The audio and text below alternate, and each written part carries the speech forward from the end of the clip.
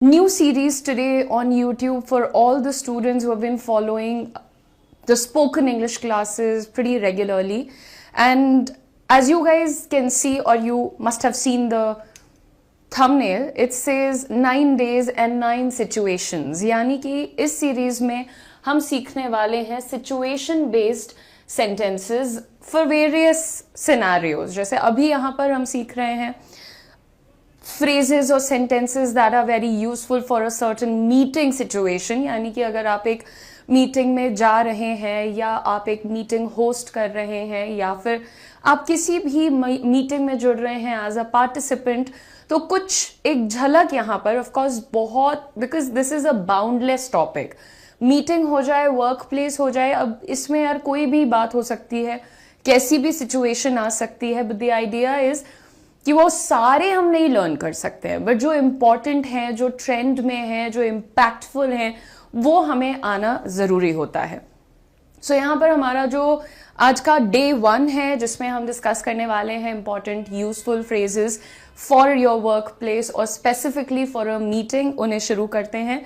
जितने भी स्टूडेंट्स यहाँ पर हमारे साथ जुड़े हैं, सबसे पहले यहाँ पर हम शुरुआत करेंगे कुछ इंपॉर्टेंट वर्ड्स के साथ या फ्रेजेस के साथ, जो कि आप ऑफिस में या तो अक्सर सुनते होंगे या फिर आप अपने ऑफिस में यूज करना शुरू कर सकते हैं. ऐसा नहीं है कि इन्हें ऑफिस के बाहर यूज नहीं किया जाता, बट बिकॉज हमने यहाँ पर मीटिंग के लिए टॉपिक चूज किया है तो मैं बार बार ऑफिस कह रही हूँ.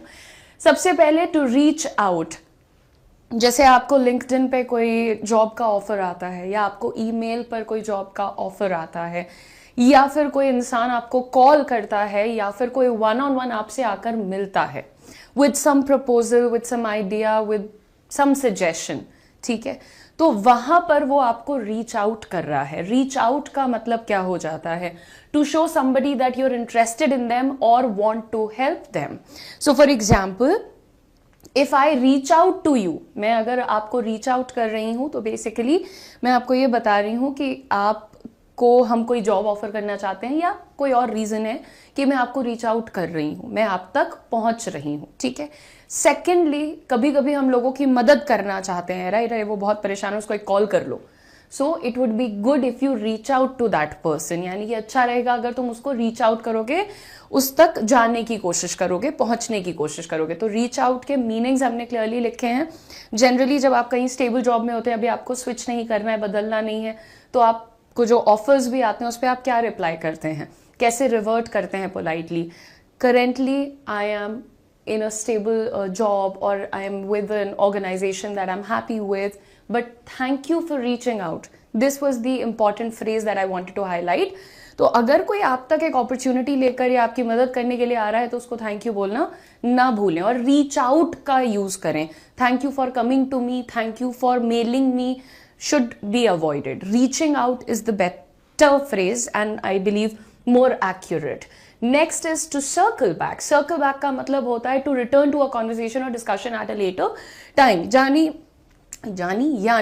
यानी अगर हमने मान लीजिए कल किसी टॉपिक पर बात की थी, ठीक है, एंड या आज हम किसी टॉपिक पर बात कर रहे हैं और मुझे जल्दी है कहीं जाने की, तो मैं आपको क्या बोलूंगी कि we will circle back to this tomorrow again. यानी कि कल वापस हम इस मुद्दे पर बात करेंगे. तो वापस लौट कर एक मुद्दे पर आना, टॉपिक पर आना, बात करना, उसी को कहते हैं सर्कल बैक करना. कोई चीज आपने शुरू की, आपको उसका हालचाल लेना है कि यार वो काम सही हो रहा है, क्या स्टेटस है, एटसेट्रा, तो आप क्या बोलेंगे? I'd like to circle back on that. I would like to circle back to that. यानी उस मुद्दे पर मैं दोबारा बात करना चाहूंगी या चाहूंगा. नेक्स्ट हमारा फ्रेज जो है that is to follow up. This is a very common one. लेकिन जब भी आप कोई काम, कोई ड्यूटी, कोई प्रोजेक्ट, कुछ भी आप इनिशिएट करते हैं तो it is very important that you keep following it up. यानी फॉलो अप करने का मतलब to find out more about something that you initiated earlier. कोई भी ऐसी चीज जो आपने पहले शुरू की थी, अब आप कुछ नहीं करते, बस जाके हाँ भाई कितना काम चल रहा है, कैसा काम हो रहा है, कितना हो गया है, एटसेट्रा. तो जब आप किसी एक चीज के बारे में वापस जाके जानकारी लेते हैं और कलेक्ट करते रहते, फॉलो अप करते रहते, यानी आपने कल बोला था मुझे कि मुझे मेल कर दीजिएगा XYZ इंफॉर्मेशन के साथ, और फिर आपने आज मुझे 10 बजे एक रिमाइंडर मैसेज डाला कि just following up, I hope you have meld me the details, मतलब फॉलो अप कर रहे हैं, चेक कर रहे हैं कि वो काम हो गया है, फाइंड आउट कर रहे हैं वेदर जो आपसे सजेस्ट किया था आपको वो काम हो गया है या नहीं। तो अभी फिलहाल के ये 3 अच्छे फ्रेजेस जो आप यूज कर सकते हैं, ठीक है। Moving on to how we can start participating in a meeting. देखिए, मीटिंग, ऑफिस, जॉब्स, ये कुछ ऐसी जगह होती है जहां पर सारे लोग बहुत बड़े बड़े सपनों, बहुत बड़ी बड़ी एस्पिरेशंस के साथ जाते हैं, लेकिन एक मेजर हर्डल होता है कम्युनिकेशन, लैक ऑफ कॉन्फिडेंस, और उस वजह से फिर वो लोग वहां पर अपने आप को खुद साइडलाइन कर लेते हैं क्योंकि वो रेडी नहीं है बोलने के लिए। मीटिंग है, सेमिनार है, वर्कशॉप है, कुछ भी है, आप साइड में बैठना पसंद करते हैं कि कैसे बोलूं, एक वो जो झिझक है वो कैसे जाएगी। आपको जो यहां पर आज मैं फ्रेजेस सिखा रही हूं, आप इनमें से कुछ पसंद कर सकते हैं and you can start executing that conversation or those phrases with your friends or the people that you're comfortable with. जिसके साथ भी आप कंफर्टेबल हैं, आप उनके साथ इन फ्रेजेस का इस्तेमाल शुरू कर सकते हैं, ताकि ऐसा नहीं हो कि जिस दिन मीटिंग का दिन है उसी दिन मैं बोलूंगा। वो तो एक that is a flop plan already, like वो डिसाइडेडली फेल्ड है, वो पहले से निश्चित है कि वो प्लान फेल होगा, ठीक है। तो जिस दिन मेरा इंटरव्यू है मैं उस दिन अंग्रेजी बोलूंगी, या जिस दिन मेरी मीटिंग है उस दिन मैं बोलूंगी, दैट डजंट वर्क, ठीक है। तो बहरहाल सबसे पहले जब भी हम एक मीटिंग होस्ट करते हैं या मीटिंग में जाते हैं तो हमने देखा है कि एक वेलकमिंग फ्रेज होता है which is very nice and shows that you are very assertive, आप बहुत कॉन्फिडेंट हैं, या जो भी कोई उसको होस्ट कर रहा है वो वार्म और असर्टिव लगता है, कॉन्फिडेंट लगता है जब वो उनके पास कुछ रेडी फ्रेजेस होते हैं जो कि वो लोगों को वेलकम करने के लिए यूज कर सकते हैं दोस्तों। So the first one is I appreciate everyone being here, यानी कि मुझे बहुत खुशी है कि सब लोग इस मीटिंग में आए हैं। Next, first I'd like to welcome you all. अगर आप ये नहीं कहना चाहते तो आप ये कह सकते हैं कि सबसे पहले मैं आप सभी का स्वागत करना चाहूंगा। So first I'd like to welcome you all, all नहीं। सो ये जो आपका आइड मैंने अभी प्रोनाउंस किया है, this is basically a contraction of I would. मैं आप सभी का स्वागत करना चाहूंगी, आई वुड से हम चाहूंगी बताते हैं। So I would like to is correct, otherwise you can say I'd. अगर आई वुड आप प्रॉपर और क्लियर नहीं बोलते हैं तो आप आइड कह सकते हैं। Next, I would like to thank you for being here on time. समय पर यहां पहुंचने के लिए मैं आप सभी को शुक्रिया कहना चाहूंगी। So I'd like to thank you all for being here on time. Simple है, आप घर पे भी यूज कर सकते हैं, गेस्ट्स के सामने भी बोल सकते हैं, और अपनी मीटिंग्स में भी फॉर्मली यूज कर सकते हैं। Then we have some phrases for presenting the agenda. Agenda क्या होता है? The core of the meeting, यानी कि किस मेन मुद्दे पर ये मीटिंग रखी गई है और क्या आज डिस्कशंस होंगे, क्या पॉइंटर्स हम शेयर करने वाले हैं, उसे भी अनाउंस किया जाना चाहिए ताकि एक क्लैरिटी मेंटेन रहे। ये नहीं हो कि मीटिंग हुई, 10 लोग इकट्ठे हो गए, टाइम पास किया, नथिंग, नो कंक्लूजन ड्रॉन, कोई भी अच्छा रिजल्ट आउटकम नहीं निकला, बस टाइम पास किया है। तो ऐसा ना हो, इसलिए एजेंडा को मीटिंग में हमेशा क्लियर किया जाता है। नाउ एवरीवन, जब आप अपने एजेंडा को प्रेजेंट करना चाहते हैं तो आप कुछ इस तरीके से शुरुआत कर सकते हैं। आई have scheduled this meeting so that, मैंने इस मीटिंग को शेड्यूल किया है, रखा है ताकि, सो यही उसका एग्जैक्ट अंग्रेजी ट्रांसलेशन है और प्रॉपर वे ऑफ सेइंग है कि हमने भैया ये मीटिंग रखी है ताकि हम लोग आज डिसाइड कर लें कि वो फलाना प्रोजेक्ट कब से शुरू करना है। So I have scheduled this meeting so that we can come to a conclusion by what date do we start our फलाना प्रोजेक्ट, कि कौन सी डेट तक हम लोग जो है अपना प्रोजेक्ट शुरू कर सकते हैं। ठीक है, आगे बढ़ते हैं। एक और तरीका है हमारे पास, the purpose of today's meeting. ज्यादा आसान है कि आज की मीटिंग का टारगेट क्या है, पर्पज क्या है, कारण क्या है। So that's how you can easily say it.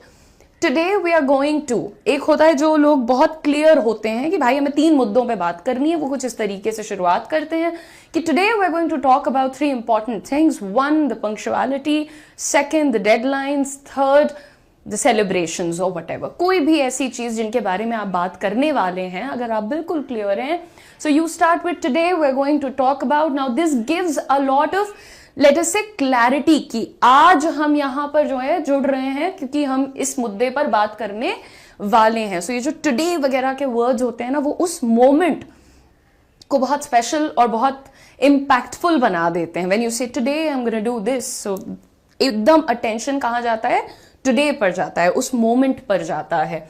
And एक तो today and today There is a difference, right? So pronunciation is also of course very important. मैं हमेशा अपने स्टूडेंट्स को ये कहती हूँ कि यार देखो, इंटेलिजेंट तो हो, कैलिबर तुम्हारे अंदर है, मेहनत तुम कर रहे हो, तुमने नौकरी भी अच्छी लगा ही लेनी है अपनी। काम के बिना कोई नहीं रहता है, बहुत कुछ कम लोग होते हैं जो बिना नौकरी चाकरी के, बिना बिजनेस के पड़े रहते हैं, वो आप हो नहीं, ठीक है। लेकिन एक चीज होती है अपने अंदर लगातार इंप्रूवमेंट ले आने की डिजायर, ठीक है। And when I say that कि आप ये सीख सकते हैं, आप किताब पढ़ के, यूट्यूब पर हजारों लाखों वीडियोस देख करके आप अंग्रेजी भी रट सकते हैं और बोलना शुरू कर सकते हैं, लेकिन आपकी अंग्रेजी भी इंप्रेसिव हो, आपकी जो कॉन्वर्सेशंस हैं वो रिजल्ट लेकर के आए, इनकॉन्सिक्वेंशियल नहीं हो, यानी कि आपने बात तो कर ली, आपने बड़ी बड़ी बातें कर ली, 4 घंटे एक क्लाइंट के पीछे लगाया है, लेकिन आपको उसका कोई रिजल्ट नहीं मिला, आउटकम नहीं मिला, तो ऐसी कॉन्वर्सेशन से अच्छा तो है कि आप छुट्टी डाल के घर पे सो जाइए, है ना। कौन सी कॉन्वर्सेशन आपके फेवर में जाएगी? ऐसी जो कि आपको रिजल्ट दे, जो आपका टारगेट था वो आप अचीव कर पाए, है ना। सो वही यहां पर आपको मैं समझाना चाहती हूँ कि देखो, रट लेने से आप बोलना शुरू कर देंगे शायद से, लेकिन आपका फेशियल एक्सप्रेशन कैसा है, आपकी इंटोनेशन कैसी है, क्या आपको पता है कि अपने कीवर्ड पे एम्फसाइज करना चाहिए। एक और जो मैं शायद काफी टाइम पहले भी आपके साथ शेयर कर चुकी हूँ, एक किताब है जो मैं अभी अभी बस खत्म की है, वो किताब इन्फ्लुएंस नाम है उस बुक का, और आपको वो आसानी से हर जगह मिल जाएगी। तो वो बेसिकली ये बताती है कि कैसे आप एक अच्छे कम्युनिकेटर बन सकते हैं और साथ ही साथ बहुत इंप्रेसिव भी हो सकते हैं, लोगों को आसानी से बहुत इन्फ्लुएंस कर सकते हैं, अपनी बातों में कन्विंस कर सकते हैं, ठीक है। और उसमें जो सबसे पहली ट्रिक सिखाई गई है वो पता है क्या है, कि जनरली जब हम लोग बात करते हैं तो हम लोग शुरू करते हैं एक लो पिच से और खत्म करते करते हाई पिच हो जाते हैं। सो कभी कभी हम बिल्कुल एकदम लो से शुरू करते हैं और हाई पे जाकर खत्म करते हैं, एक ये होता है। और दूसरा ऐसा हो सकता है कि हम शुरू करते हैं हाई से और ले जा करके बिल्कुल गंभीरता से खत्म करते हैं। और जो ये जो सेकंड वाला है आपका, जब आप लो पिच पर थोड़ा भारी करके अपनी आवाज को और वहां पर अपने स्टेटमेंट को खत्म करते हैं, that's when you are taken more seriously, आपकी बातों को ज्यादा सीरियसली लिया जाता है। अब ये जो उन्होंने सिखाया है उस किताब में, this was of course he came to this conclusion after a lot of research and a lot of understanding of human behaviour, इसलिए उन्होंने ये चीज कही, पर आप इसको ट्राई करके देखिए। एनीवे, तो ये सारी बातें जो मैं आपको यहाँ समझाती हूँ कि बात सिर्फ रटने की, सेंटेंस बनाने की, ग्रामर पढ़ने की, 2000 शब्द लर्न करने की नहीं है, बात है कम्युनिकेशन की स्किल को पहचानने की, बात है अपनी ओवरऑल पर्सनालिटी पर काम करने की। आपका माइंडसेट तक चेंज हो जाता है जब आप धीरे धीरे अपनी पर्सनालिटी और कम्युनिकेशन पर काम करते हैं, ठीक है। बहरहाल, सो अभी देखते हैं phrases for sharing updates in a meeting. अगर कभी हमारे पास मीटिंग होती है तो जनरली एक पूछा जाता है कि लास्ट टाइम जो मीटिंग हुई थी तब से अब में क्या डेवलपमेंट्स हैं, क्या चेंजेस हैं, क्या इंप्रूवमेंट्स हैं, या क्या सेटबैक्स हैं, कोई नुकसान भी हुआ है तो जरूर बताओ। तो जब भी आप एक अपडेट देना चाहते हैं तो कुछ इस तरीके के फ्रेजेस आप यूज कर सकते हैं। In fact, I'd like to inform everyone about the project's progress. अगर आप खुद बताना चाह रहे हैं तो कैसे कहेंगे? I'd like to, मैं बताना चाहूंगा, I'd like to inform, मैं बताना चाहूंगा सबको about the project's progress. Project की क्या प्रोग्रेस है, कैसी ग्रोथ है, उस विषय में मैं सबको बताना चाहूंगा, ठीक है। Then you see regarding last month's reports, I'd like to add, पिछले महीने की रिपोर्ट्स के विषय में मैं कुछ चीजें जोड़ना चाहूंगी, ऐड करना चाहूंगी।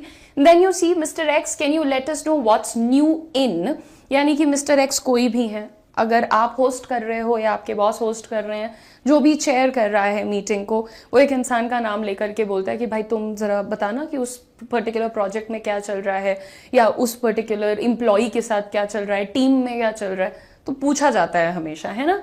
How is the project coming along, यानी कि कोई चीज कैसे शेप अप हो रही है, कोई चीज कैसे रूप ले रही है, आप कह सकते हैं ना कि हमने जब शुरू किया होता है कोई भी काम तो वो 0 लेवल पर होता है, and then slowly and gradually वो एक प्रॉपर शेप लेता है, वो फाइनल अपने रिजल्ट्स देने वाला होता है। तो जब आपको ऐसा पूछना होता है कि how is the project coming along, तो इसका मतलब है कि आप उसकी ग्रोथ और पूरे प्रोग्रेस के बारे में थोड़ी जानकारी मांग रहे हैं। बताना चाहती हूँ वो है कि कभी कभी मीटिंग में हमें दूसरे टॉपिक पर मूव करना होता है, राइट, तो हम उसके लिए भी प्रिपेयर्ड रहना चाहते हैं। और प्रिपेयर्ड रहने के लिए ज़्यादा कुछ नहीं करना, ये 2-3 पॉइंट्स हैं, आप देख लीजिए। I think that covers it. कोई भी एक बात खत्म हुई तो हम कह सकते हैं I think that covers it, यानी कि जितनी अभी बात हुई है उसमें पिछला मुद्दा पूरा कवर हो गया है, वो विषय पे हमने पूरी बात कर ली है। Now we can go to our next topic, और अब हम अपने नेक्स्ट टॉपिक पर जा सकते हैं। Next you see, let's move on to our next point. चलिए अपने अगले पॉइंट की तरफ बढ़ते हैं, ठीक है। This is a very direct one and the last one is, since we have covered this issue, क्योंकि हमने इस मुद्दे को पूरी तरह कवर कर लिया है, now we can go to the next one. ये और ये काफी हद तक सिमिलर है। We have one more. The next thing we need to look at is, अगली चीज जिस पर नजर डालने की हमें जरूरत है वो हम इससे बोलते हैं, the next thing that we need to look at is new client onboarding. मान लीजिए कि कुछ भी आपका मुद्दा है, पॉइंट है, जो कुछ भी है, तो आप अपना अगला पॉइंट इससे इंट्रोड्यूस कर सकते हैं। आई रियली होप कि आप लोगों के लिए ये सेशन बेनिफिशियल होगा। सबसे ज्यादा बेनिफिशियल सिर्फ तब होगा जब आप ये फ्रेजेस बोलना शुरू करेंगे। सो अगर आप मान लीजिए कि इसे अपने दोस्तों के साथ, अपनी टीम के साथ, अपने घर पर किसी के साथ भी प्रैक्टिस करने से कंफर्टेबल फील कर रहे हैं, you should do that. Don't hold it for the day जब मीटिंग होगी, तो उस दिन का आप इंतजार मत करिए, आप बस शुरू करिए और आपको रिजल्ट खुद देखेंगे। मेरे बहुत सारे स्टूडेंट्स ऐसे भी हैं जो 25-25 दिन, 30-30 दिन की क्लासेस करने के बाद कहते हैं कि मैम मैं इतनी नर्वस हो जाती हूँ रियल टाइम सिचुएशंस में कि मुझे रोना आने लगता है। I can not put my point forward, मैं अपना पॉइंट ही नहीं रख पाती हूँ। और इन चीज़ों के लिए कोई भी सुपरफिशियल नॉलेज और आपके ऊपर 1000 सेंटेंसेस का बवंडर नहीं थोपना है मुझे। There are better ways and there are in fact deeper ways that we can work with you, along with you, and then we can actually bring you out of that nervousness, that shyness that you have been experiencing for such a long time. ऐसा तो नहीं है कि वो nervousness आपको आज हो गई है। 20 साल, 25 साल, 30 साल, जब से भी आप रहे हैं, आप एक certain personality के ही रहे हैं। Interesting session lined up for you today. What is the topic of the session? Simple. What kind of sentences and phrases can you use for your introduction? आप एक सेल्फ इंट्रोडक्शन के लिए किस प्रकार के वाक्य और वाक्यांशों का इस्तेमाल कर सकते हैं, वो हमें यहाँ पर सीखना है। जितने भी लोग यहाँ पर हैं, 2-3 छोटे-छोटे काम आपको करने होते हैं। नंबर 1 इज, एक बार सेशन को शेयर कर दीजिएगा, नोटबुक और पेन रेडी कर लीजिएगा। जो चीजें यहाँ पर बताऊंगी वो देखने में ईजी लगेंगी, लेकिन जब आपको जरूरत पड़ेगी उनकी तब आप उन्हें भूल जाएंगे। तो इससे अच्छा है कि थोड़ा सा लिख लीजिए, ठीक है। Everybody hi, welcome. Hi Rani, Akhand, Pathshala, Simran and others.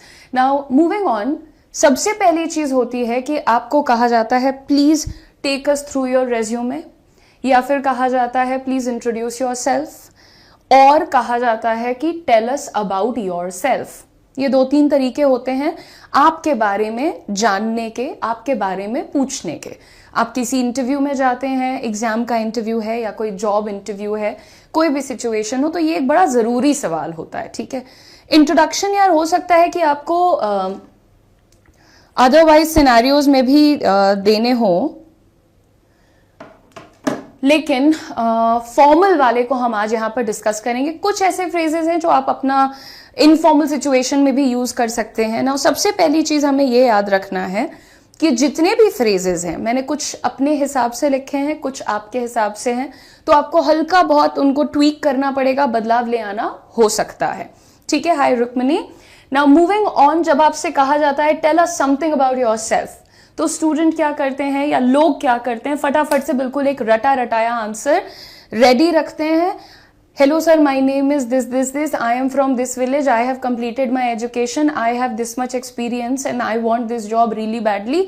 कुछ इस प्रकार का एक इंट्रोडक्शन वो बिल्कुल रेडी रखते हैं and they immediately put it to use, उसको तुरंत वो इस्तेमाल में ले आते हैं। बट जब आप अपना आंसर देना शुरू करते हैं, आप उससे पहले थोड़ा सा कॉन्फिडेंट दिखना चाहते हैं, राइट? तो जैसे ही सामने वाले ने आपसे कहा tell us something about yourself और आप शुरू हो गए hi sir, good morning sir, my name is this, और बिल्कुल से अपना आंसर देने लग गए, उसके पहले थोड़ा सा अगर आप कॉन्फिडेंट, थोड़ा सा असर्टिव देखना चाहते हैं तो इनमें से कुछ एक यूज कर सकते हैं। अगर आप अपनी इंडस्ट्री में काफी एक्सपीरियंस लेकर के चल रहे हैं, काफ़ी टाइम से काम कर रहे हैं, सीनियर पोजीशन पर काम कर चुके हैं, तो फिर आप कह सकते हैं thanks and then you talk about yourself, वो जो कि मैं आपको अभी सिखाऊंगी। नंबर 2, आप बात कर सकते हैं इस तरह से, sure, I be glad to, यानी मुझे अपने बारे में बताने में खुशी होगी, और फिर आप बताइए I am this, I come from here, अगर जरूरी है तो। ऐसे रुकिए अभी। और thank you for this opportunity. अगर आप एक बिगिनर हैं, बहुत हम्बल हैं, कुछ ओवर कॉन्फिडेंट नहीं दिखना चाहते, तो सबसे अच्छा गो टू फ्रेज ये होता है thank you for the opportunity, thank you so much for this opportunity और फॉर द अपॉर्चुनिटी, जो भी आपको बेहतर लगे। Now everyone, I have really met a lot of candidates who are preparing for their interviews and I have heard a lot of introductions. सबसे पहली चीज़ आपको ये बता दें कि अगर आपने अच्छी पढ़ाई करी है या फिर आप कोई नौकरी कर रहे हैं, आपके पास एक्सपीरियंस है, तो विश्वास मानिए कि किसी को भी ये नहीं जानना है कि 12वीं में आपके कितने प्रतिशत मार्क्स आए थे, या आपके परिवार में कितने लोग हैं, या कि आपका पसंदीदा कलर कौन सा है। जब आप इंट्रोडक्शन देते हैं ना, तो वो इस तरीके के अननेसेसरी डिटेल्स आपसे नहीं मांग रहे। उसकी जगह आप अच्छा भी साउंड कर सकते हैं, थोड़े से फ्रेंडली भी साउंड कर सकते हैं, और रादर देन टेलिंग देम कितने लोग मेरे परिवार में, मैं न्यूक्लियर फैमिली से हूँ या मैं जॉइंट फैमिली से हूँ, उसकी जगह आप कुछ बेहतर फ्रेजेस सीख सकते हैं। ठीक है, तो यहाँ पर सबसे पहले शुरुआत करेंगे, हाय आई एम, अपना नाम बताइए, and I am thrilled to be here today. Now this again is a very,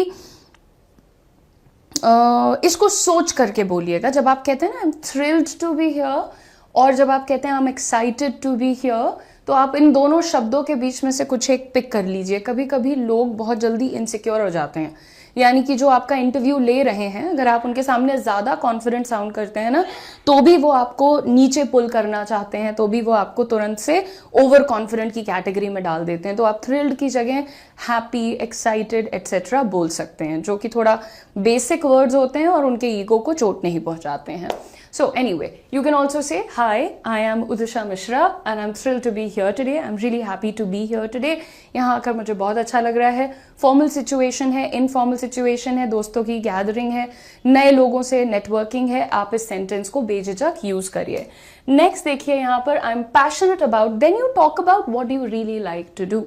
ठीक है, I am not going to tell you कि आप अपने एजुकेशन के बारे में क्या बताइए, क्योंकि उस पर एक अच्छा खासा लेंदी सेशन मैं कर चुकी हूँ, how to talk about academics, है ना, वो भी आपको स्टडी आईक्यू के प्लेलिस्ट में आई बिलीव मिल जाएगा। ठीक है, जो मुझे लग रहा है एक बार चेक कर लीजिएगा। ठीक है, now I am passionate about whatever you really like to do. Now don't say I am passionate about shopping, थोड़ा फ्रिवलस साउंड करता है, लेट्स बी ऑनेस्ट। आप खुद सोचिए कि आप एक कोई बहुत बड़ी नौकरी लेके बैठे हुए हैं कि चलो जो भी सही उम्मीदवार होगा उसको ये नौकरी हम दे देंगे, और कोई सामने से आके आपको कहता है I am passionate about making tea, ये तो फिर भी अच्छा साउंड कर रहा है। But things like you know shopping और things like just something which is very easy, just wasting money, spending money, stuff like that, don't do that.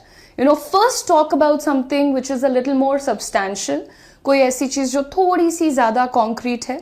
So you talk about that. I am passionate about reading, maybe I am passionate about research, I am passionate about collecting good books, I am passionate about whatever you, so because I am passionate about reading, तो मेरे दिमाग में जो सबसे अच्छी quality आती है, सबसे अच्छा हॉबी आता है, that is reading. But you can also definitely mention there are a lot of other interesting hobbies that one can talk about. ठीक है, और जब आप एक कोई अच्छी substantial चीज बता देते हैं, आप दूसरी वाली थोड़ी हल्की बता सकते हैं। ठीक है, now let's move on and see as a beginner, क्योंकि यहाँ पर मुझे जो लग रहा है जितने भी लोग मेरे साथ जुड़े हैं वो फ्रेशर्स हैं, बिगिनर्स हैं। अगर आप बिगिनर नहीं हैं तो आप ये फ्रेज मत यूज करिएगा, अगर आप बिगिनर हैं तो आप ये फ्रेज कॉन्फिडेंटली यूज करिएगा। I am excited to learn new things and grow in this community, यानी कि इस कम्युनिटी में जुड़कर नई चीजें सीखने और आगे बढ़ने के लिए मैं बहुत ज्यादा उत्साहित हूं। And you have to use positive words कि मैं एक्साइटेड हूं, मैं हैप्पी हूं, एंथुजियास्टिक हूं। ये कुछ वर्ड्स होते हैं जो आपकी एनर्जी पे बहुत अच्छा प्रभाव डालते हैं और आप डल, बोरिंग एट्सेट्रा नहीं नजर आते हैं, और अंडर कॉन्फिडेंट भी ऑफकोर्स फिर नहीं नजर आएंगे। And then you are talking about words like learning and growing. Again, these words although बहुत ही क्लीशेड हैं, बहुत घिसे पिटे हैं, ओवर यूज्ड हैं, लेकिन हमेशा एक पॉजिटिव इम्पैक्ट डालते हैं। जो भी इंटरव्यू ले रहा है उसे अच्छा लगता है जब भी कोई इस तरह से बात करता है कि मैं और सीखना चाहता हूं या और बढ़ना, ग्रो करना चाहता हूं। ठीक है, next, I am a firm believer. देखिए यहाँ पर आपने अपनी असर्टिवनेस थोड़ी सी कैसे दिखाई है, आपने दिखाया अपना कॉन्फिडेंस यहाँ पर with the help of this particular phrase. I am a firm believer in the importance of continuous self improvement.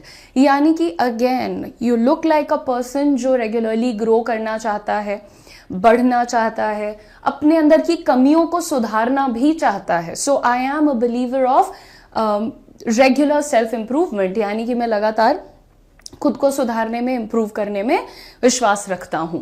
Now moving on, the next phrase is connecting with new people and building meaningful relationships is something I cherish. तो यहां पर अब बात हो रही है कि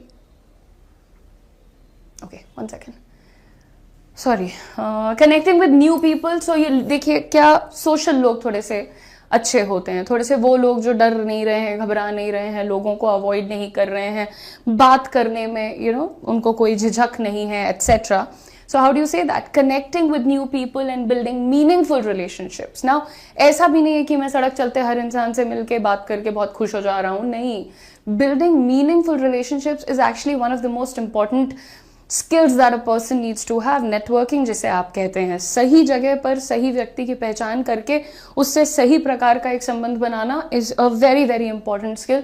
कुछ लोग एक सर्टेन रूम के अंदर बड़े इंटिमिडेटिंग होते हैं, बड़े कॉन्फिडेंट होते हैं, लेकिन अगर आप उनको 50,000 लोगों के बीच ले जाके खड़े कर दीजिए, उनको पता ही नहीं होता है कि मैं करूं क्या इतने सारे लोगों के बीच, right. So that is kind of wrong. अब आप यहाँ पर कह रहे हैं कि नए लोगों से मिलना और उनके साथ मीनिंगफुल रिलेशंस बिल्ड करना, ये मेरे लिए बहुत इंपॉर्टेंट होता है and I am good at that.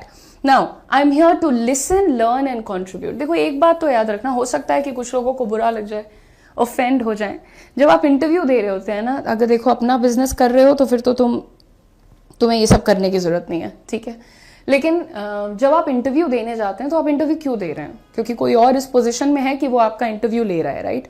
कोई और इस पोजीशन में है कि वो आपको घर चलाने भर की सैलरी दे देगा, है ना। तो एक चीज और देख रहे होते हैं जब लोग आपका इंटरव्यू ले रहे हैं ना, तो ये देखते हैं कि कैन यू बी ट्रेन्ड, क्या तुम ट्रेन किए जा सकते हो, कंट्रोल में आ सकते हो।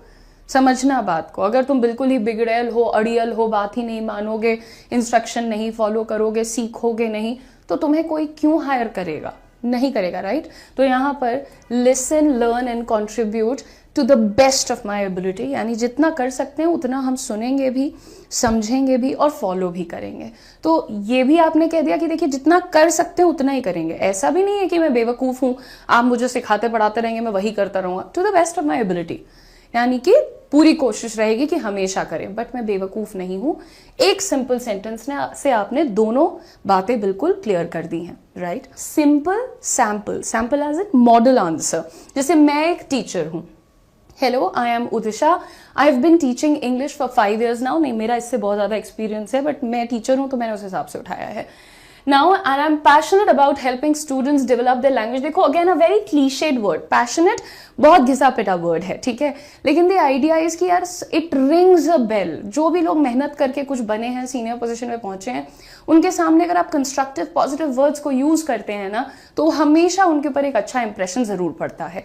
सो I am passionate about helping students develop their language skills, यानी कि मुझे इस बात को लेकर के बहुत पैशन है मेरे अंदर कि मैं स्टूडेंट्स को उनके लैंग्वेज स्किल्स को सुधारने में, बेहतर बनाने में कितनी मदद कर सकूं। Then you see, I believe in creating a positive and engaging learning environment. As a teacher मैं जो चीजें कर सकती हूँ मैं 1 by 1 वो बता रही हूँ। आपकी जॉब प्रोफाइल में जो भी वर्ड्स फिट होते हैं आप यहाँ पर लगाइए और इस तरह से अपना आंसर फ्रेम करिए। रोज प्रैक्टिस करिए, practice it with your friends, practice it with your family, practice in front of the mirror, in front of the camera. जो भी कर सकते हो करो, क्योंकि दोस्त एक बात याद रखना कि जो लोग बात करते वक्त अंडर कॉन्फिडेंट साउंड करते हैं वो इंटेंशनली, प्रोएक्टिवली जितनी अपॉर्चुनिटीज उनको मिलती हैं उससे ज्यादा वो मिस करते हैं। और ये मैं कोई झूठ नहीं बोल रही हूं। अगर आप अभी बैच नहीं ज्वाइन करते या मान लो किसी का भी बैच कभी ज्वाइन नहीं करते और नहीं काम करते अपने कम्युनिकेशन स्किल्स पे, तो आने वाले साल 2 साल में आपको फर्क पता चल जाएगा। सेशन में हम सीखने वाले हैं कुछ ऐसे फ्रेजल वर्ब जो कि हम यूज कर सकते हैं जब भी हमें गुस्सा व्यक्त करना होता है, नाराजगी व्यक्त करनी होती है, या फिर एंगर एक्सप्रेस करना होता है। ठीक है, जितने भी दोस्त यहाँ पर इस वक्त मुझे देख रहे हैं, आपसे एक बार रिक्वेस्ट है, फटाफट से सेशन को शेयर कर दीजिएगा और आगे बढ़ते हैं, देखते हैं what phrasal verbs are those. देखिए, ये एंगर से रिलेटेड तो हैं, but they are also related to speaking. गुस्से में आने के बाद एक इंसान कैसे बात करता है, क्या बोलता है, उन चीजों को डिस्क्राइब करने के लिए हम किन फ्रेजेस का यूज कर सकते हैं, वो हम यहां पर सीखने वाले हैं। सबसे पहला हमारा फ्रेज है ब्लो अप। जब भी हम कहते हैं कि यार कोई इंसान बिल्कुल से भड़क गया, उसने बस एक पेन मांगी थी बट उसका मैनेजर तो बिल्कुल नाराज हो गया, उसे बहुत गुस्सा आ गया अचानक से, है ना। तो जब कोई बहुत ज्यादा भड़क जाता है, when somebody gets very angry और एकदम सडन तरीके से, तो वहां पे हम इस फ्रेज को यूज करते हैं। इसका मीनिंग क्या होता है? To suddenly become very angry और लूज वंस टेम्पर, अपना आपा खो देना। In Hindi we say that, उसी को अंग्रेजी में कहते हैं टू लूज वंस टेम्पर। अचानक से बहुत भीषण क्रोध आ जाना, उसके लिए अंग्रेजी हो जाती है ब्लो अप। इसको सेंटेंस में कैसे आप यूज करेंगे? She blew up at her colleague for constantly interrupting her during the meeting. यानी कि वो अपने सहकर्मी पर अचानक से भड़क गई। क्यों? क्योंकि वो उसे मीटिंग के बीच में लगातार डिस्टर्ब कर रही थी। ठीक है, सो आपका पहला फ्रेजल हो गया ब्लो अप। नेक्स्ट है हमारे पास लैश आउट। लैश आउट करने का मतलब भी होता है अचानक से बहुत गुस्सा हो जाना, बट गुस्सा होकर के बहुत रूडली, अग्रेसिवली, बिटरली किसी से बात करना, उसे कहते हैं to lash out. To express anger often through words और actions in an uncontrolled manner. आपने देखा होगा जब लोगों को बहुत ज्यादा गुस्सा आता है तो वो या तो कड़वा बहुत ज्यादा बोलने लगते हैं, या फिर समटाइम्स लोग फिजिकल होने लगते हैं, वायलेंट होने लगते हैं, यानी कि हाथ उठाना एटसेट्रा। सो उससे भी आप लैश आउट बोल सकते हैं। सेंटेंस में कैसे यूज करेंगे आप? He lashed out at the referee after the controversial decision. Referee ने कोई कॉन्ट्रोवर्शियल डिसीजन लिया तो उसके बाद प्लेयर ने क्या किया? ही लैश्ड आउट। या तो उन्होंने रेफरी को बुरा भला बोला होगा, या तो फिर उन्होंने धक्का मुक्की की होगी। सो उसकी अंग्रेजी हो जाती है to lash out. Good to see you Satya. Fly off the handle, गुस्से से बिल्कुल पागल हो जाना। हम कभी कभी, यार मैं तो अक्सर कहती हूं टू बी वेरी ऑनेस्ट कि भाई मैं पागल हो जाऊंगी, मुझे इतना गुस्सा आ रहा है। अब आई डोंट नो कौन और कहता है, बट ऐसा होता है। गुस्से में जनरली यही होता है कि दिमाग जो होता है, आपकी जितनी भी लॉजिकल थिंकिंग होती है, पेशेंस होता है, वो सब साइड लाइन हो जाता है। You are only able to show one thing and that is your anger. उसी स्थिति के लिए आप ये फ्रेज यूज करते हैं to fly off the handle. The moment somebody touched his son, he flew off the handle। जैसे ही किसी ने उसके बेटे को हाथ लगाया, वो गुस्से से पागल हो गया। Flew off the handle यानी कि to lose control, to lose your temper, meaning is to suddenly become very angry and lose self control। यानी कि जब हम सोचते नहीं है ना कभी भी कि किसी के साथ कैसे बिहेव करना है या कैसा जवाब देना है एटसेट्रा, तो उसके लिए हम लोग fly off the handle use करते हैं। सेंटेंस देख लीजिए। The customer flew off the handle when he was told that the item he wanted was out of stock. कभी कभी ऐसे कस्टमर्स भी दिख जाते होंगे कि उन्हें बोला गया जो सामान आपको चाहिए वो अवेलेबल नहीं है, तो क्या हुआ, उसके बाद तुरंत उनका कंट्रोल ही खुद पर से खत्म हो गया। अचानक गुस्से में पागल हो जाना, to fly off the handle. The next one is boil over. Again, related to speaking, to reach a point where anger or frustration can no longer be controlled। काफी देर तक कभी कभी हमें गुस्सा आ रहा होता है तो हम कंट्रोल कर रहे होते हैं, चुप बैठ जाते हैं, इग्नोर करने की कोशिश करते हैं, लेकिन फाइनली एक पॉइंट आता है कि भाई अब सुनो, कंट्रोल नहीं हो रहा है, अब मेरा गुस्सा ऊपर बढ़ चुका है। सो उसी स्थिति के लिए हमारे पास एक फ्रेज होता है टू बॉयल ओवर। सेंटेंस में आप कैसे यूज करेंगे? His frustration, his anger, his irritation boiled over. उसका गुस्सा, चिढ़, जो कुछ भी हो, वो अंत में हम कहते हैं उसका गुस्सा फूट गया, है ना, निकल जाना, मैटर हाथ से निकल जाना, और फाइनली अब तुम कंट्रोल नहीं कर पा रहे हो। So you say his frustration boiled over when he discovered the mistake in the report. जब उसको रिपोर्ट में मिस्टेक दिख गया, उसके बाद तो भाई उसके गुस्से का कोई कंट्रोल नहीं था, it boiled over. Moving on everyone, snap at someone. This one is actually काफी बहुत ही रिलेटेबल है। तो अचानक से किसी को बहुत बुरी तरह से डांट देना, पट करके डांटना, बिल्कुल। स्नैप का मतलब चुटकी बजाना होता है, जिसलिए मैं स्नैप कर रही हूं, बट एकदम फटाक से किसी को बिल्कुल रख के दे देना प्रसाद, है ना, उसको बोलते हैं टू स्नैप एट, पट से जवाब दे देना। Now how do you say that in English? To speak angrily और impatiently to someone often in response to a minor irritation, है ना, छोटा सा कोई गलती हो गई, कोई हल्की सी इरिटेशन हो गई, बिल्कुल पट से किसी को एकदम डांट देना या इरिटेट हो जाना। तो जैसे कभी कभी होता नहीं है कि हमारा कोई दोस्त है, भाई बहन है, वो बात बात पे बिल्कुल चिढ़ के जवाब दे रहा है, बदतमीजी से बात कर रहा है, तो हम क्या कह सकते हैं? स्टॉप स्नैपिंग एट एवरीवन, यानी इस तरह से चिढ़ कर बात बात पे जवाब मत दो, या छोटी छोटी बातों पे चिढ़ो मत, राइट? तो आप यूज कर सकते हैं snap at phrase. She snapped at the receptionist when she was told to wait for her appointment. उनको बोला गया कि अपने अपॉइंटमेंट का इंतजार करिए, और उन्होंने क्या किया? फटाक से बिल्कुल चिढ़ करके जवाब दिया। तो स्नैप एट आप यूज कर सकते हैं।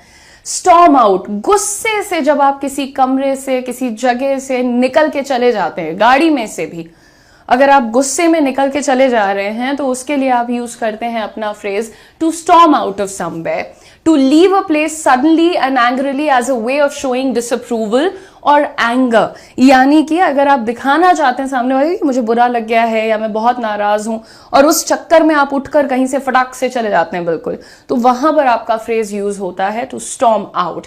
सेंटेंस में कैसे यूज करते हैं इसे देखिएगा। He stormed out of the meeting after an argument with his boss. Boss से आर्ग्यूमेंट करने के बाद तो यही होता है कि चले जाओ वहां से, है ना, या तो ऑफिस से चले जाओ।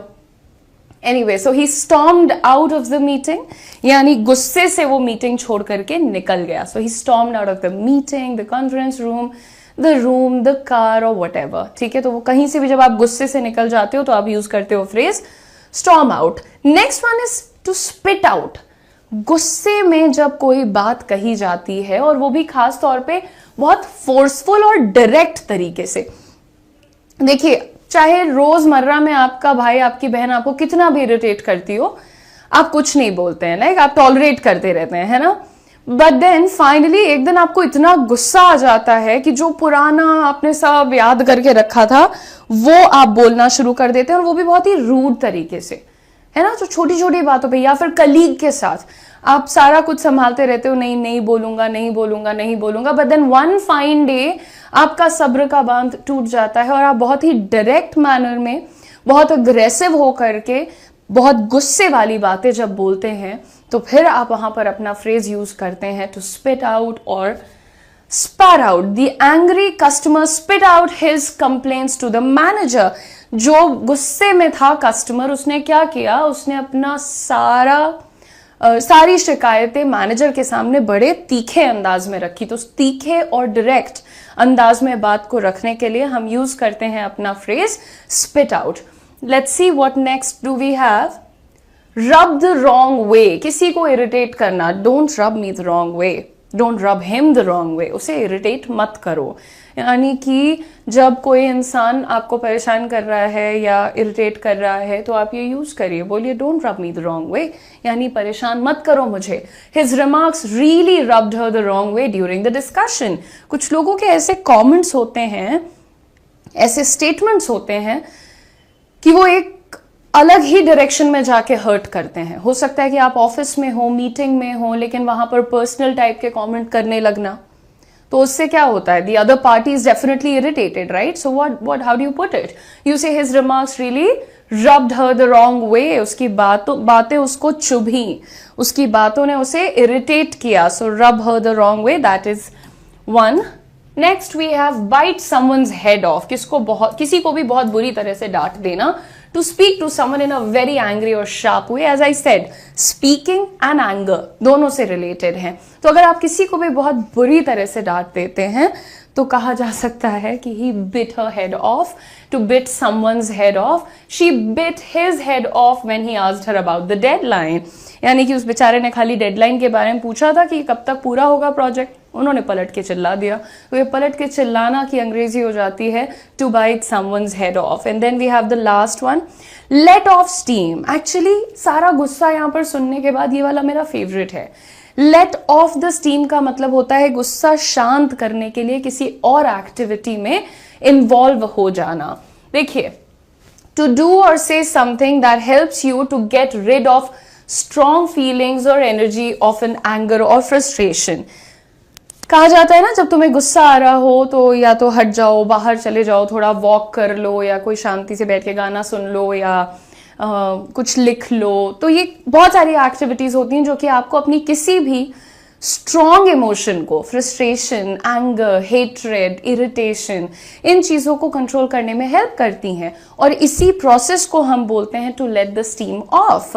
यहां पर आप देखिए, after a tough day he went for a run to let off the steam. यानी कि एक बहुत ही डिफिकल्ट दिन बिताने के बाद वो गया जॉगिंग के लिए, रनिंग के लिए, ताकि वो थोड़ा सा अपने आप को कंट्रोल कर पाए, अपनी जो बाकी इधर उधर की स्ट्रॉन्ग इमोशंस हैं उन्हें पीछे छोड़ पाए, शांत कर पाए. ठीक है, तो जितने भी लोग यहाँ पर मेरे साथ हैं, आपने आज जितनी भी फ्रेजेस देखे हैं, try to start using them instead of just saying she is rude और ही स्पीक्स रूडली और he is angry, I am angry.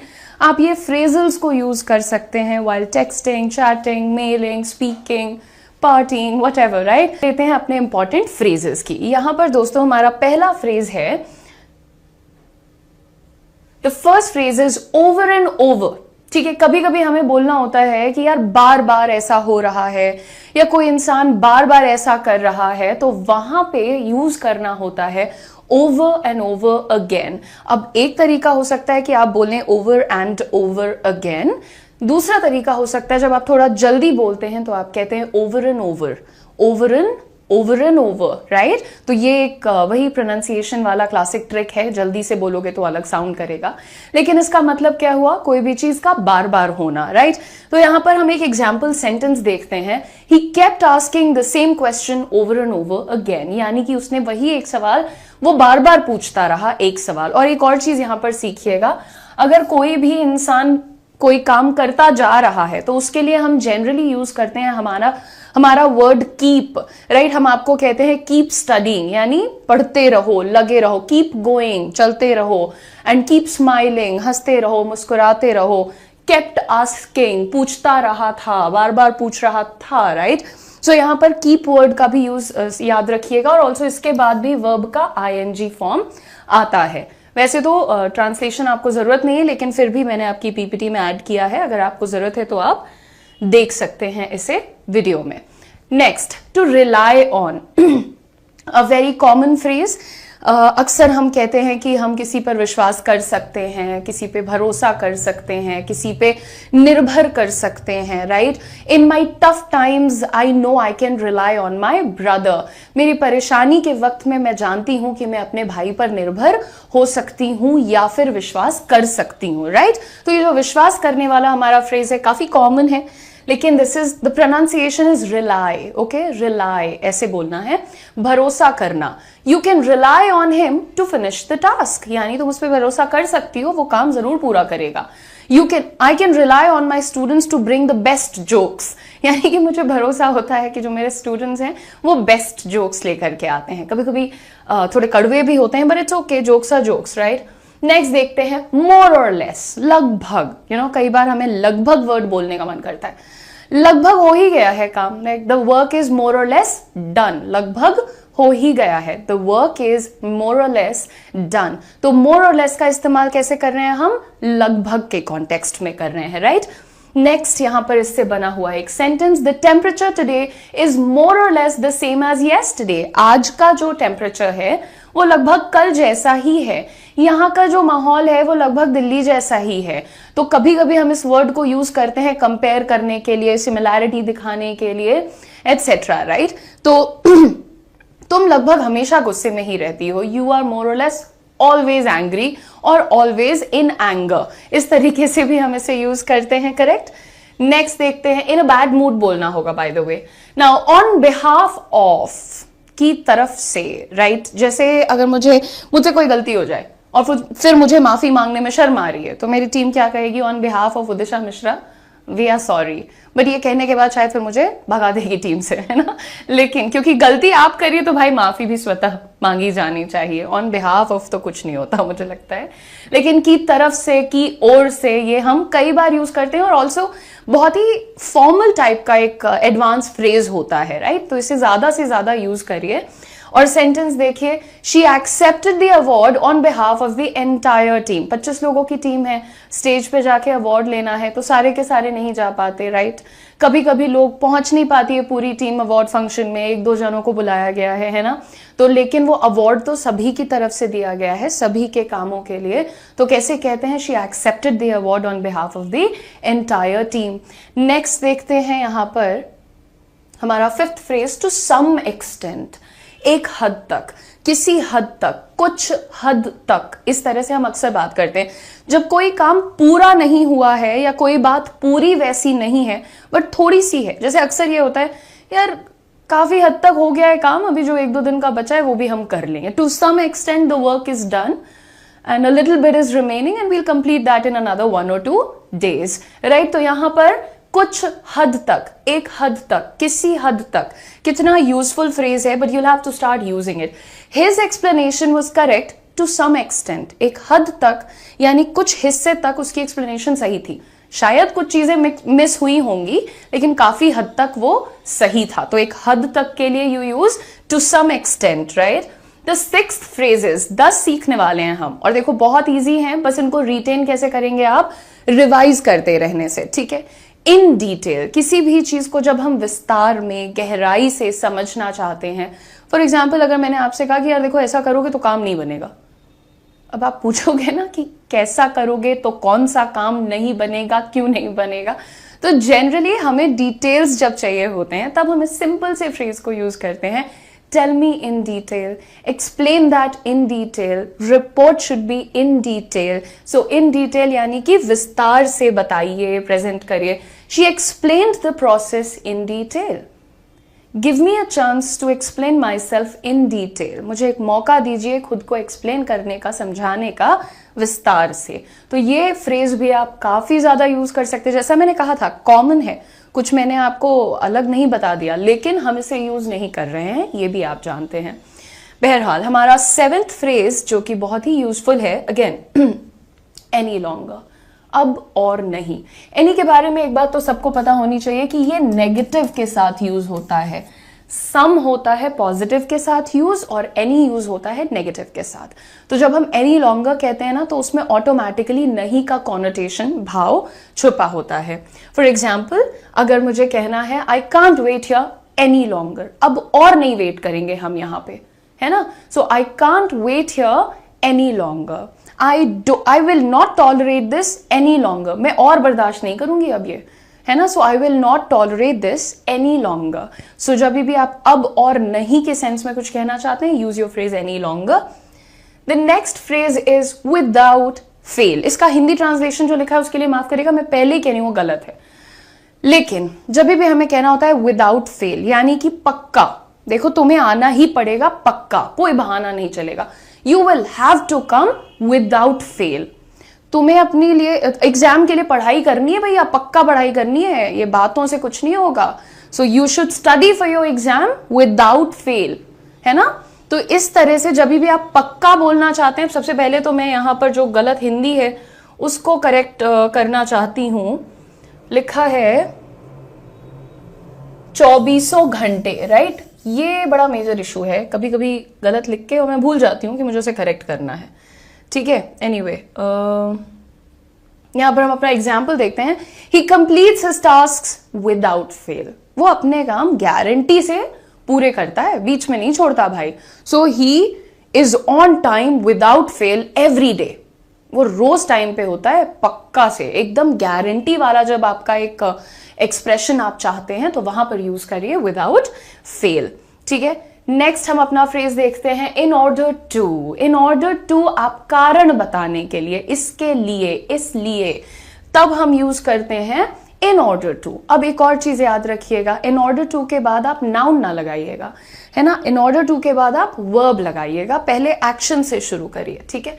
He studied hard, उसने पढ़ाई की, in order to, the exam नहीं लिखा, इन ऑर्डर टू के बाद verb लिखा है, राइट।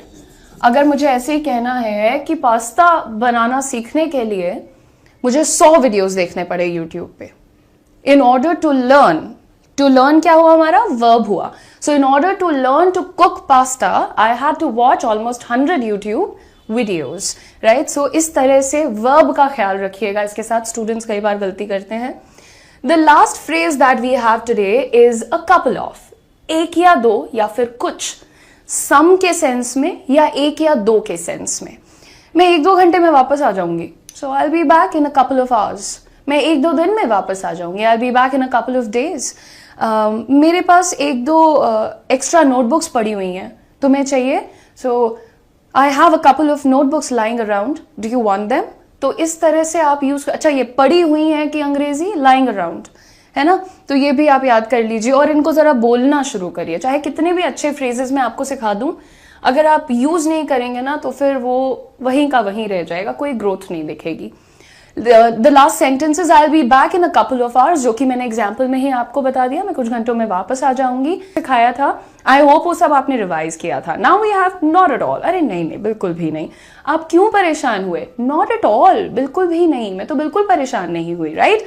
तो हमारे पास यहाँ पे इसका Hindi translation and we have another example sentence. Did it bother you, क्या आपको कोई परेशानी हुई, नॉट एट ऑल, बिल्कुल भी नहीं। तो जब भी आप किसी से अगली बार पूछना चाहते हैं कि क्या इससे आपको परेशानी हुई, क्या मेरी वजह से आपको परेशानी हुई, did I bother you, did it bother you, did she bother you, so इस तरह से आप पूछ सकते हैं और सामने वाले को भी सिखा दीजिएगा कि जवाब में यही कहना है, नॉट एट ऑल। बताने मत लग जाइएगा कि क्या परेशानी हुई, नहीं एक्चुअली बता सकते हैं, but I don't like people who complain.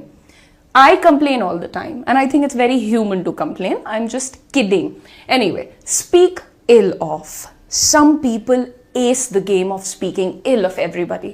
कुछ लोग दुनिया में ऐसे होते हैं जो कि निरर्थक और बिना किसी कारण के लोगों के बारे में बुरा बोल सकते हैं। कोई ज्यादा हंसता है उसके बारे में बुरा बोल दो, कोई ज्यादा रोता है उसके बारे में बुरा बोल दो, कोई चुप रहता है उसकी भी बुराई कर दो, कोई ज्यादा ही खुश रहता है उसकी बुराई कर दो। सो आप ऐसे लोगों को तो कभी कोई खुश नहीं कर सकता, and this is actually a very bad habit, है ना। अगर आप बुराई ज्यादा कर रहे हैं, कभी अपने काम की, कभी अपने सहकर्मी की, कभी अपने परिवार की, कभी अपने दोस्तों की, कभी अपने कंपटीशन की, तो ये जो नेगेटिविटी है ये कहीं बाहर नहीं जा रही है, ये आपका माइंड कंज्यूम कर रहा है और वो आपको एक बहुत ही स्लो और नेगेटिव पर्सन बना देगा। So don't do this mistake. Speaking ill of का मतलब होता है बुराई करना, किसी की भी बुराई करना इज अ बैड हैबिट यार। So don't speak ill of everyone और anyone, right. It is not polite to speak ill of others behind their backs. हाँ, कोई शिकायत है, कोई चीज आपको हर्ट कर गई है, sit down and have a mature conversation. थोड़ा सा गंभीर सिंसियर लोगों की तरह बैठ के बात कर लीजिए ना, नहीं करनी है, हम पीठ पीछे जाके चुगली करेंगे। So it is not polite to speak ill of others behind their backs. पीठ पीछे बैठ के बुराई करना जो है अच्छी चीज नहीं है। नेक्स्ट फ्रेज है लर्न द हार्ड वे। बच्चे को आप कहते रहेंगे बेटा कप गर्म है नहीं छुओ, कप गर्म है नहीं छुओ, 3 दिन 4 दिन आप समझाएंगे, 5वें दिन जब कप उनके ऊपर गिर जाएगा, वो जल जाएंगे, तब वो तुरंत सीख जाएंगे कि ना कप को हाथ नहीं लगाते हैं। तो जब भी कोई चीज हम लोग बहुत ही बुरी तरह से सीखते हैं, मुश्किलों से सीखते हैं, तो उसे कहा जाता है learn the hard way. And generally कहा गया है कि या तो खुद सुधर जाओ, नहीं तो जब जिंदगी सुधारती है ना तो बहुत दुख होता है इंसानों को, है ना। सो मुश्किलों से सीखना is actually a very very tough thing guys. Now remember he never listened to advice, कभी सलाह को नहीं सुनता था, and always had to learn the hard way, और हमेशा ही उसे क्या करना पड़ता था, मुश्किलों से सीखना पड़ता था फिर। सो ऐसा बंदा बनने की कोशिश भी मत करिए भाई, काफी पेनफुल हो जाएगा। नहीं, एनी मोर, वही जैसे हमने आपको सिखाया था ना, एनी लॉन्गर, अब और नहीं, बिल्कुल उसी का भाई है एनी मोर। अब और नहीं बर्दाश्त करेंगे, I will not tolerate any more. अब और नहीं वेट करेंगे, I will not wait any more. अब और नहीं बोलेंगे, I will not speak any more, है ना। तो ये इस तरीके से आप यूज करिए, बड़ा ही easy to use also. I don't want any more cake, अब और नहीं चाहिए, I don't want any more cake. क्या नहीं चाहिए, केक नहीं चाहिए, so I don't want any more cake. The next phrase is as if, जैसे कि, है ना. तो कई बार ऐसा होता है कि अरे वो ऐसे बिहेव कर रही थी जैसे कि मेरी बॉस हो, she was behaving as if she were my boss. देखो एज इफ के बाद ना हमेशा पास्ट और प्लूरल का वर्ब लगाना. As if she was my boss नहीं बोला, as if she were my boss. Subjunctive mood एक चीज होती है ग्रामर में. तो जब आप किसी अनफुलफिल्ड डिजायर या विश की बात करते हैं तो वहां पर आप इस रूल को फॉलो करते हैं, पास्ट और प्लूरल के ऑक्सिलरी को लगाते हैं. Let's see this. He treats me as if I am his enemy. He treats me as if I am his enemy लिखा हुआ है यहां पर, तुरंत इसको गलत कर दीजिए. एज इफ आई वर होगा, right. I knew this. Again, he treats me as if I were his enemy. वो ऐसे मुझे ट्रीट करता है जैसे कि मैं उसकी दुश्मन हूं. सो यहां पर हमने क्या बदला, आई एम प्रेजेंट है, पर एज इफ के बाद, आई विश के बाद, जनरली इफ के बाद हम क्या यूज करेंगे, पास्ट और प्लूरल ऑक्सिलरी. ठीक है, ये हो गया. नेक्स्ट है हमारे pass on the spot. On the spot का मतलब बिल्कुल उसी जगह पर. सो तुरंत, है ना, जहां पे तुम खड़े हुए हो वहीं पे अब तुम्हें काम करना है तो बोलोगे ऑन द स्पॉट. मेरे को 100 रुपए चाहिए, अभी दो, ऑन द स्पॉट दो, है ना. तो वही होता है, तुरंत जहां पर आप मौजूद हैं बिल्कुल उसी जगह. The manager made a decision on the spot. जहां पर वो लोग थे वहीं पर एक निर्णय ले लिया मैनेजर भाई साहब ने. सो जो तुरंत, उसी जगह पर, उसी समय पर, ये एक्सप्रेशन जब आपको देना है इंग्लिश में तो आप यूज कर सकते हैं अपना फ्रेज ऑन द स्पॉट. ठीक है, हमारा नेक्स्ट फ्रेज है एंड ऑल दैट. वही शेनानिगन्स वाली बातें. तो यहां पे और वैसा ही, है ना, और वैसा ही बहुत कुछ बोला. तो he said you're a bad girl, he said you are dishonest, he said you are a liar and all that. और ऐसी ही बहुत सारी बातें. तो जब हम ये कहने जाते हैं और ऐसे ही ब्ला ब्ला, है ना, उसके लिए आप ऑल दैट यूज करते हैं कई बार. Again a little informal. She likes reading, writing and all that. वही अच्छे बच्चों वाली उसकी हैबिट्स हैं. She likes reading, writing, singing, dancing. मुझे तो सिंगिंग और डांसिंग का कितना शौक है, राइट. किसी को याद आया ये रेफरेंस तो भूल जाइएगा क्योंकि क्लास चल रही है ना. Anyway, so and all that का मतलब और ऐसी ही बाकी चीजें हैं. So reading, writing, painting, cooking, cleaning, ये सब एक प्रकार की अच्छे बच्चों की हैबिट्स हैं. सो ऐसी एक जैसी बातें करने के लिए टेक टाइम. इस बार मैं नंबर भूल गई हूं कि कितने फ्रेजेस मैं आपको बता चुकी हूं. So I am just going on and on. Anyway, take time, थोड़ा वक्त ले लो. ठीक है, समय ले लो. अगर मुझे ये कहना है यार मैं थोड़ा सा वक्त लूंगी, अभी मैं तुरंत कोई निर्णय नहीं ले सकती, I will take some time and get back to you. यानी पहले मैं थोड़ा वक्त लूंगी, सोचूंगी और फिर वापस आऊंगी, तब आपको बताऊंगी. या फिर कई बार हम सामने वाले को कहते हैं यार मेरे पास तुम्हारे लिए एक जॉब ऑफर है, अच्छी सैलरी है, ये वो, पर काम तुम्हें लगभग 14-15 घंटे करना पड़ेगा. तो सामने वाला खुश हो जाता है अच्छी सैलरी से, उनको कहते हैं हाँ हाँ बिल्कुल. फिर आप क्या कहते हैं, नहीं, टेक टाइम, थोड़ा सा सोच लो, थोड़ा समय ले लो और फिर बताना कि करना है या नहीं. क्योंकि एक बार अगर लालच में कोई इंसान हाँ कहता है तो उसमें कमिटमेंट की कमी होती है. If there is greed involve somewhere, there is always commitment that's lacking. So आप वादा नहीं ले सकते ऐसे लोगों से, right. Learning a new language takes time and dedication. जितने भी मेरे दोस्त यहाँ पर आते हैं उन्हें लगता है कि जब मैम हमें फ्रेजेस सिखा देंगी 1000 और उसके बाद हम बिल्कुल फर्राटेदार अंग्रेजी बोलने लगेंगे, विच इज अ मिथ. ठीक है, आई एम वेरी श्योर कि ऐसे फ्रेजेस मुझसे ज्यादा शायद आपको आते होंगे, लेकिन मिसिंग क्या है, कॉन्फिडेंस की कमी है, प्रैक्टिस की कमी है, प्रोनाउंसिएशन की कमी है, फ्लुएंसी की कमी है, और आइडियाज, क्रिएटिविटी, सोच के अपनी बातों को घुमाने की कमी है, इन्फ्लुएंस जनरेट करने की कमी है. और ये सारी चीजें आपके बैच में मैं आप लोगों के लिए लेकर के आई हूं. सो आप डिले मत करिए. मैंने आपको बैच इस क्लास की बिगिनिंग में बताया था कि आपका बैच आपको लोएस्ट प्राइसेस पे मिल रहा है, और बैच का लिंक हमने कहां पर लगा दिया है, आपके चैट बॉक्स में. It is pinned, right. सबसे टॉप पे एक लिंक पिन किया है, उस पर क्लिक करिए और वहीं पर कोड लिखा है, उसे अप्लाई करिए और आपको मिल जाएगा मैक्सिमम डिस्काउंट. तो अब डिले मत करिए और हम शुरू कर देंगे आपके बैच को बहुत जल्द से. So all the best and I hope to see you in the paid class. I hope we have one more phrase, all in all, with this is like my pretty kind of favorite one. तो जब भी मुझे बोलना होता है all in all it was a good experience.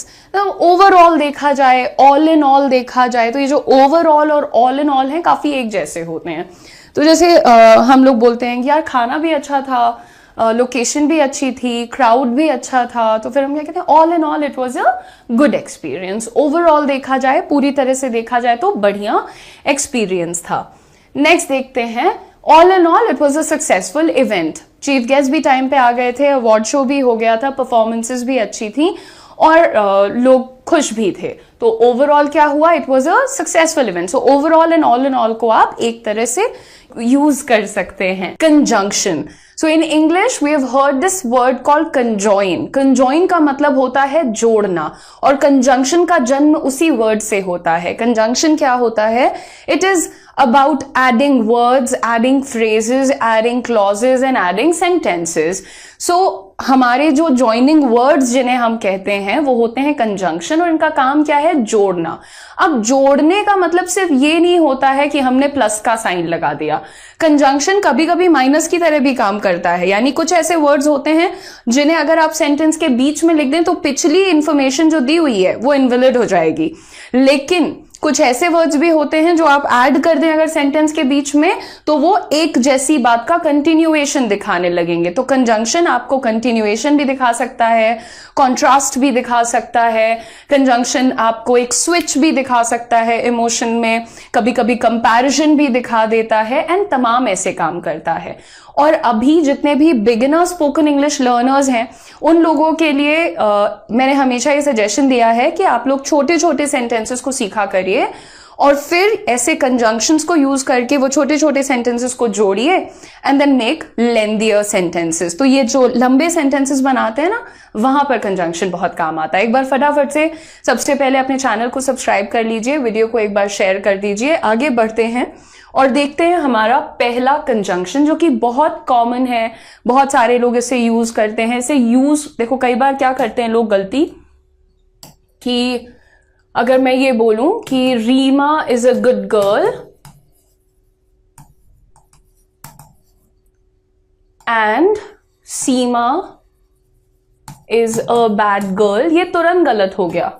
This is incorrect. आप यहां पर दो कॉन्ट्रास्टिंग आइडियाज दे रहे हैं, विपरीत बातें बता रहे हैं। एंड जो है वो समान बातें बताया करता है, एक जैसी बातें।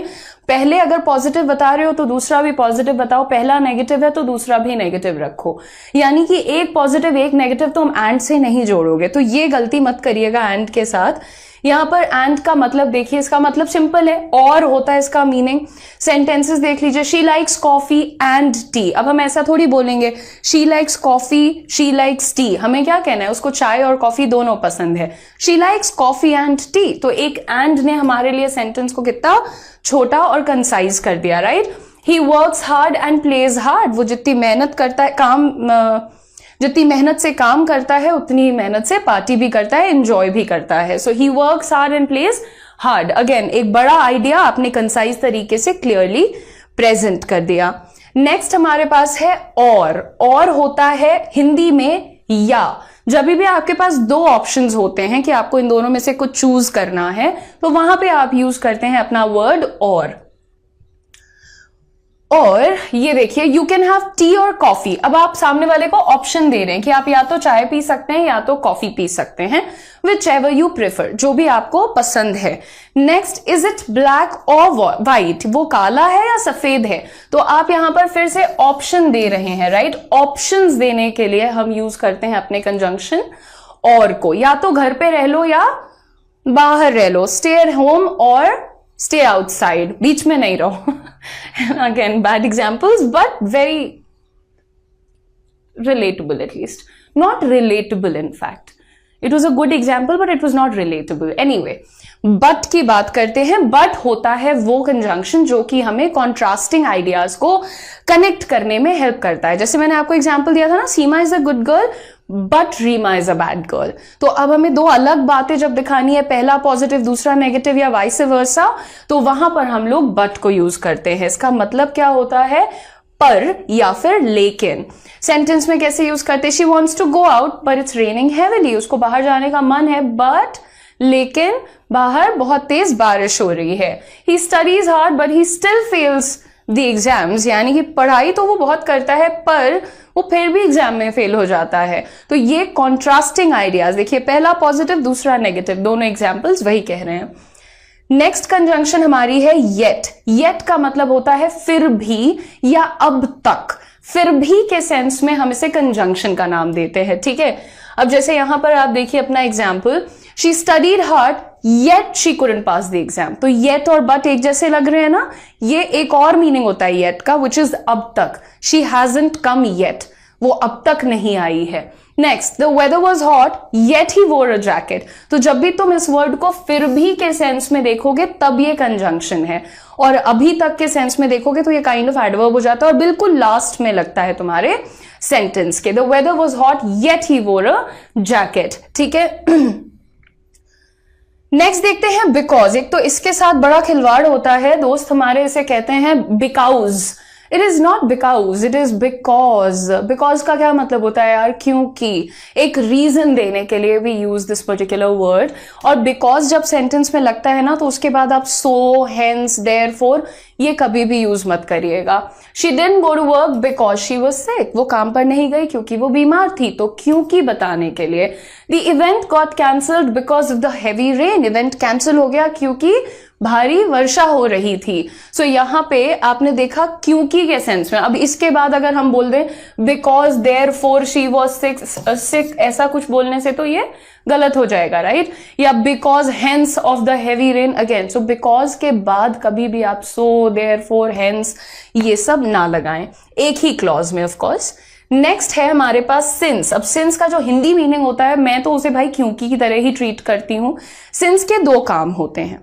ये एक तो टाइम बताने के लिए यूज हो जाता है कभी कभी, लाइक सिंस मंडे और सिंस 1997 ऐसे करके, और एक रीजन बताने के लिए यूज होता है। और मैं आपको दोनों एग्जांपल्स यहां पर दे रही हूं। Since I was not feeling well, क्योंकि मुझे अच्छा नहीं महसूस हो रहा था। आई लेफ्ट अर्ली, मैं जल्दी चली गई थी।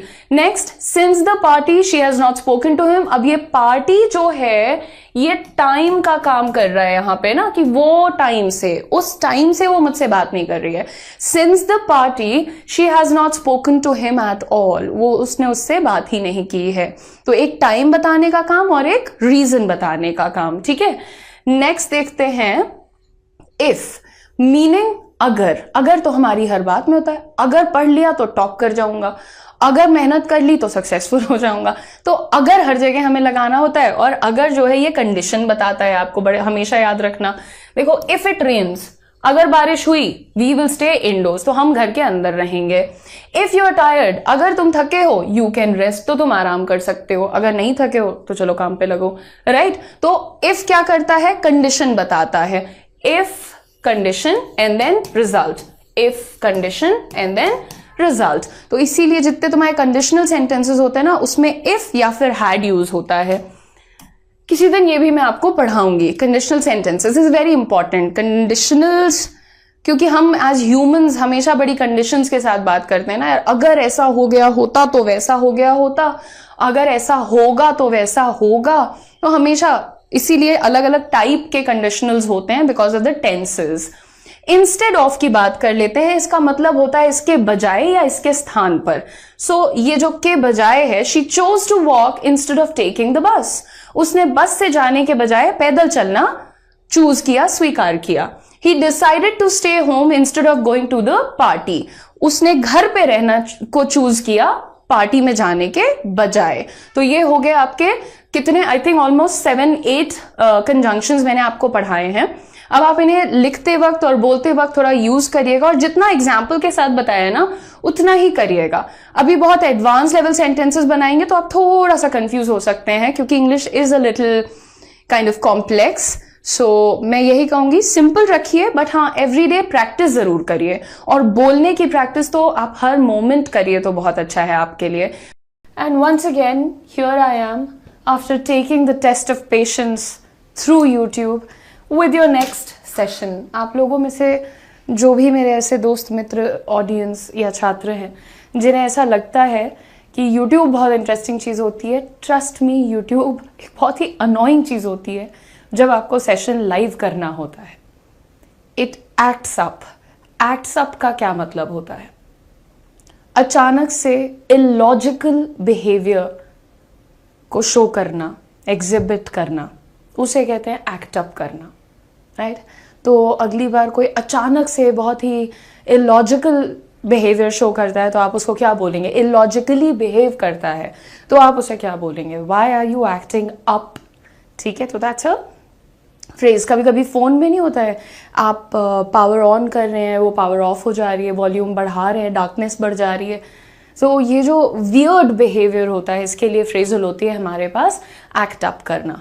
ठीक है, अब मैंने यहाँ से शुरू जरूर किया है, लेकिन जैसे मैंने आपको बताया ना, वियर्ड बिहेवियर के लिए हमारे पास एक थोड़ी सी बेहतर फ्रेजल होती है टू एक्ट अप.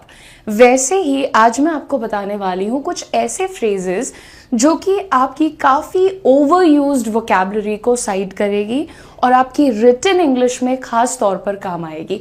आप 100% इसे स्पोकन में भी यूज़ करिए, बोलिए, बेहतर साउंड करिए, लेकिन ऐसे फ्रेजेस को आमतौर पर हम लोग लिखते वक्त ही यूज़ करते हैं. तो जितने भी कैंडिडेट्स हैं जो कि ऐसे एग्जाम्स में अपेयर करते हैं, ऐसे एग्जाम्स देते हैं जिनमें रिटन इंग्लिश, डिस्क्रिप्टिव इंग्लिश एक पार्ट होता है या डिस्क्रिप्टिव आंसर राइटिंग का पार्ट होता है, उनके लिए ये सेशन बहुत यूजफुल होने वाला है. ठीक है, शुरू करते हैं यहाँ पर. सो अ लॉट ऑफ टाइम्स हमारे पास कोई ऐसा फैक्ट होता है, कोई ऐसा सबूत होता है, या कहते हैं ना कि इसके बेसिस पर मैंने ये कंक्लूजन ड्रॉ करी है ना. हमने किसी कंक्लूजन को कहाँ से निकाला, कैसे किसी चीज़ को इन्फर किया, डिड्यूस किया, ऐसी बातों को इंट्रोड्यूस करने के लिए हम एक फ्रेज यूज कर सकते हैं which is in light of the evidence. अक्सर लोग लिखते हैं ऐसा कोई common word, considering the situation, considering the equation, considering the XYZ. तो ये जो वर्ड कंसिडरिंग है, इसे रिप्लेस कर सकते हैं हम अपने phrase in light of the evidence from this, in light of the evidence of this, यानी जो भी तुम्हारा कारण है, रीजन है जिसके आधार पर तुम कोई क्लेम कर रहे हो, वो लिखने से पहले तुम ऐसा एक फ्रेज यूज करके थोड़ा सा अपने पैराग्राफ को डेकोरेट कर सकते हो और लेवल अप कर सकते हो. स्ट्रिक्टली डेकोरेटिव पर्पसेस के लिए ऐसे बड़े बड़े वर्ड्स और फ्रेजेस को यूज किया जाता है, वरना देखो कोई ज़रूरत तो है नहीं. ऑर्नामेंटेशनल है इनका इस्तेमाल, क्योंकि काम तो देखो कंसिडरिंग भी करता है. व्हेन आई से कंसिडरिंग को रिप्लेस करके ये वाला लिख लो, I am definitely not saying considering गलत है. Considering is a very beautiful word, but the idea is that this is overused, बहुत यूज हो चुका है. ठीक है, सेंटेंस देखते हैं. In light of the evidence it is clear that the hypothesis is well supported, यानी कि क्योंकि हमारे पास इतना एविडेंस है, सबूत है, इसलिए हम कह सकते हैं कि हमारा जो हाइपोथेसिस है वो सपोर्टेड है, यानी कि दैट स्टैंड्स करेक्ट. ठीक है, 1 सेकेंड एवरीवन. राइट, चलो नेक्स्ट फ्रेज देखते हैं हम, which is it is imperative to consider. Now what is imperative? Imperative word का मतलब होता है important, necessary, very significant, very important. Again, very significant, very important. Very से भी परेशानी है ना आजकल सबको, लेकिन it is imperative to consider, ध्यान देने योग्य बात है या ध्यान देने वाली बात है. जब भी हम किसी का अटेंशन एक स्पेसिफिक फैक्ट पर ड्रॉ करवाना चाहते हैं, कहना चाहते हैं कि ये मुद्दा ज़रूरी है, ये फैक्ट ज़रूरी है, इस पर गौर डालिए, तो आप कैसे यूज़ करते हैं वर्ड्स? टेक इनटू अकाउंट, ये वाला काफ़ी यूज्ड है. अगर नहीं यूज़ कर रहे हो तो कम से कम ये तो करने ही लगो, ये बिगिनर लेवल है ना. टेकिंग इनटू अकाउंट यानी ध्यान में रखते हुए. अभी इसको रिप्लेस करके थोड़ा और लेवल अप करना चाहते हैं आप, तो आप क्या कहेंगे? It is imperative to consider. Especially जब आप ऑन स्टेज परफॉर्म कर रहे हैं, जब आप एक बड़े क्राउड को एड्रेस कर रहे हैं, या फिर जब आप कोई अच्छा आंसर लिख रहे हैं और आपको पता है कि अब जो मैं फैक्ट्स प्रेजेंट करने वाला हूँ, करने वाली हूँ, वो बहुत ज़बरदस्त हैं. You can start with something like this. It is imperative to consider the following facts. नीचे दिए हुए बातों को पर गौर डालना जरूरी है, गौर फरमाना जरूरी है. हम अपना एग्जाम्पल देख लेते हैं. It is imperative to consider various factors before drawing a conclusion. यानी कि किसी भी conclusion पर पहुंचने से पहले, निकालने से पहले हमें क्या करना चाहिए? ये बहुत ज़रूरी है कि हम कंसिडर करें, ध्यान दें बहुत सारे फैक्टर्स पर. ठीक है, आगे देखते हैं. XYZ इंडिकेट्स और इम्प्लाइज, है ना, एक बहुत ही कॉमन वर्ड है सजेस्ट्स, जो कि हम यूज करते रहते हैं. This suggests, data suggests, the report suggests और द न्यूज हेडलाइन सजेस्ट्स. तो इशारा करती है या संकेत करती है, ऐसी बातों को कहने के लिए हम हमेशा इस वर्ड को यूज करते हैं सजेस्ट्स, जो कि एक बहुत अच्छा और बैलेंस्ड वर्ड है. बिल्कुल इसी तरह से बैलेंस्ड और अच्छे दो और वर्ड्स मैं आपको बता रही हूँ, इंडिकेट्स और इम्प्लाइज. XYZ यहाँ पर मैंने लिखा है कि हम जनरली कहते हैं ना, फलानी चीज इशारा करती है या दर्शाती है या संकेत करती है, तो वही फलानी की जगह मैंने XYZ लिख दिया है. सो द डेटा इंडिकेट्स और एटसेट्रा, जो भी आपको कहना है. आप एक एग्जाम्पल देख सकते हैं. द डेटा इंडिकेट्स और implies that there is a correlation between these two variables. देखिए कितना बदलाव आ जाता है, आपके सेंटेंसेस को पढ़ने में कितना अच्छा लग रहा है जब आप एक ओवर यूज्ड वर्ड को एलिमिनेट करके थोड़ा सा बेहतर वर्ड या फ्रेज यूज करते हैं, राइट? ठीक है, आप लोग प्लीज इसे नोट डाउन कर लीजिए. Let's take a look at the next word. Okay, हमारा वर्ड है सब्सिक्वेंटली और हम बहुत कॉमनली कहते हैं एज अ रिजल्ट, है ना. एज अ रिजल्ट बहुत कॉमन है, सब कहते हैं कि इस वजह से ये हुआ, तो वो वजह बताने के लिए as a result this happened, है ना, हम अक्सर कहते हैं. लेकिन थोड़ा सा बेटर करते हैं. देखो मेरे हिसाब से सब्सिक्वेंटली कुछ बहुत नया नहीं है, कुछ बहुत एडवांस्ड नहीं है, बट फॉर श्योर आपको लेवल अप करने में हेल्प करेगा, है ना. ज्यादा बड़ा वर्ग कैसे फ्रेजेस यूज कर रहा है, ऐसे वाले एज अ रिजल्ट टाइप के. तो आप क्या कह सकते हैं, सब्सिक्वेंटली कह सकते हैं, कॉन्सिक्वेंटली कह सकते हैं. और इन दोनों में फर्क होता है by the way, subsequently and consequently. Consequently is closer to as a result. Subsequently एक आपको सीक्वेंस दिखाता है कि पहले ये हुआ उसके बाद ये हुआ, समझिएगा.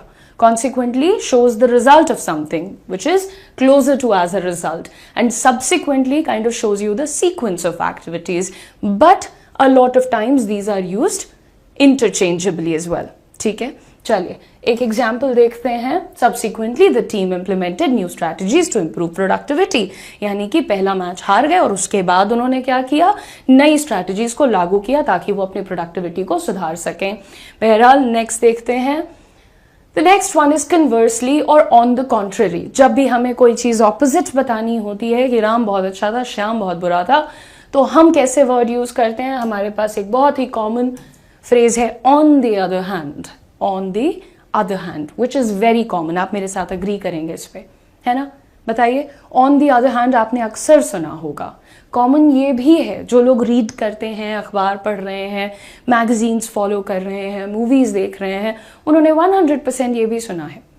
बट ये उतना कॉमन आपको साउंड नहीं कर रहा है क्योंकि आप तक नहीं पहुंचा है. सो you start using it today. How do you से कन्वर्सली, और यू कैन से ऑन द कॉन्ट्ररी. दोनों का मतलब ऑपोजिट, है ना. जब आप किसी चीज से तुलना कर रहे हैं तो आपको जब कंपैरिजन करके कुछ विपरीत दिखाना है, then you use the word conversely or on the contrary. Now, on the contrary, the results of the study contradicted previous assumptions. यानी कि पहले कुछ और चीजों को माना जा रहा था, मान्यताएं कुछ अलग थी, अलग सोच के चल रहे थे. लेकिन I don't know why do I stop breathing when I'm speaking. Anyway, so on the contrary, the results of the study contradicted previous assumptions. पहले जो चीजें मान के चला जा रहा था उनको contradict कर दिया, उल्टा जिसको हम कहते हैं ना, उल्टे ऐसा हो गया. तो वहां पर आप यूज करिए अपने ये प्यारे फ्रेजेस और words. This underscores the significance of. एक बहुत ही सिंपल सा वर्ड होता है दरअसल हमारे पास. This highlights that.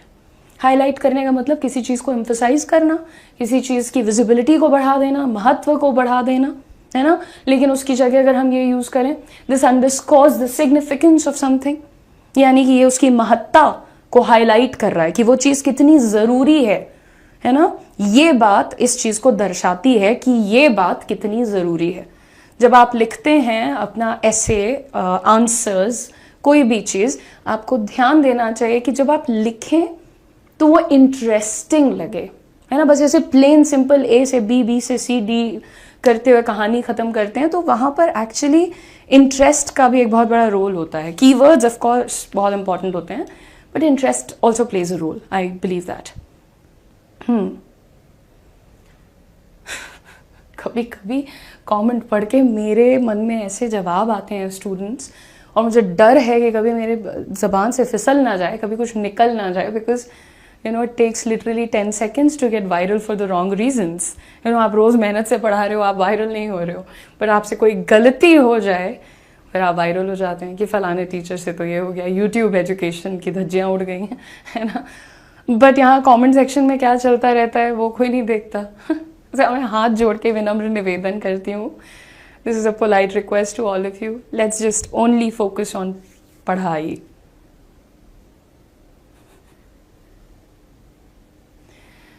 Bajrangbali, okay.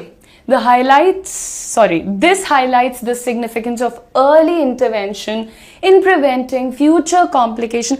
Early intervention का क्या मतलब होता है? जब किसी चीज़ की शुरुआत में ही आप रोकथाम करने लग जाते हैं, वहाँ पर ये बड़ा प्यारा सा phrase early intervention. Generally in case of chronic diseases, early intervention is considered to be a great thing. है ना, इसीलिए कोई बीमारी हो, कोई परेशानी हो, फिजिकल एल है तो आप उसको, एलमेंट है तो प्लीज़ जाइए और डॉक्टर को तुरंत बताइए, ठीक है। Now moving on, somebody is a new student, हर दिन यूट्यूब पे देयर आर न्यू स्टूडेंट्स बेटा, that's nothing new now.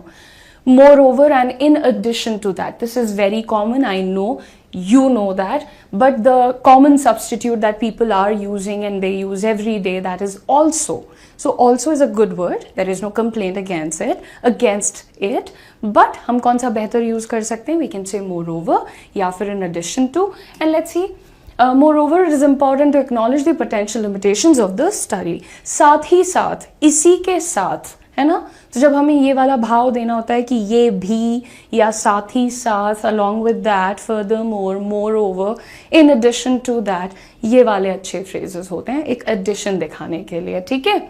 Next देख लेते हैं यहाँ पर, इन अ सिमिलर वेन, इसका मतलब यानी इंट्रिंसिकली कोई चीज, अंदर से कोई चीज किसी दूसरी चीज के समान है, उसी की तरह है। अच्छा, मैंने एक ये सुना है कि आजकल लोग एज और लाइक को इंटरचेंजेबली यूज कर रहे हैं। मैं आप में से आप सभी को ये टास्क देती हूँ, अगर आपको पता है तो आप मुझे कमेंट सेक्शन में ज़रूर बताइएगा कि एज और लाइक में फ़र्क क्या होता है और क्या इन दोनों को इंटरचेंजेबली यूज़ किया जाना चाहिए, ठीक है, नहीं करना चाहिए।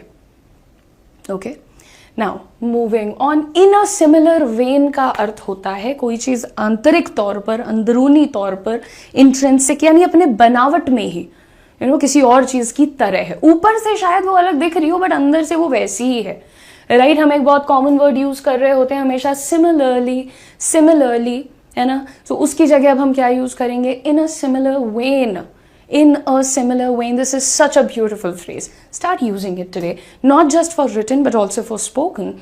Let's see this one. In a similar vein, the new policy aims to address environmental concerns. जो पुरानी वाली थी वो environmental concerns को तो ध्यान में रखती थी, human concerns को भी बहुत ज़्यादा ध्यान में रखती थी, right? तो अब ये जो नई वाली आई है वो environmental, human और मशीन कंसर्न्स को भी ध्यान में रखेगी। सो इन अ सिमिलर वेन, काफ़ी हद तक पुराने वाली जैसी है, बस हल्का सा सुधार भी है। तो ये देखिए यूज़ करना है। वेन का अर्थ तो आप समझते ही होंगे, नसिंग, है ना। तभी मैं बार बार आंतरिक की बात कर रही हूँ। To encapsulate the session, I like to tell you that today we have discussed some great phrases that you can very well be using in your upcoming written exams or written English exams, and also while speaking you must try to retain at least 2 of these phrases and use it in front of your friends and look at their expressions change. That's the kind of impact your words can have, your body language can have, and if you're not doing that, try it. It's actually very interesting. Encapsulate का मतलब क्या हुआ? जब मैंने sentence बनाया तो समझा, it simply means in conclusion or in summary. जब आप किसी बात का पूरा gist, पूरी कहानी एक बार में कैप्सूल बना के खिला देते हैं, उसी को कहते हैं to encapsulate. कैप्सूल किसी को ऐसे मत खिलाना कभी, that's very painful. Anyway, so to encapsulate, it can be deduced that there is a strong relationship between these variables. I genuinely had just a few words in my mind, variables, these, that, factors, और मैंने उठा के सारे sentences वैसे ही बना दिए। But कोई बात नहीं, कहानी तो समझ गए हो ना आप लोग। right? In a nutshell, Vivek Yadav, that's a great suggestion. In a nutshell is equally as good as this one. Anything which is not as common as these. I'm telling you again and again, even these are very good. ये भी बहुत अच्छे हैं. लेकिन अब इतना over use हो चुके हैं कि वो जो अटेंशन उन्हें पुल करना चाहिए अपनी तरफ, वो शायद वो नहीं कर रहे हैं. ठीक है, तो आप ये यूज करिए. बाकी जितने भी मेरे साथ मेरे दोस्त यहाँ पर हैं उनके लिए ये कॉमन वाला है. नेवरदलेस रिप्लेसमेंट किसका है? ये बट का रिप्लेसमेंट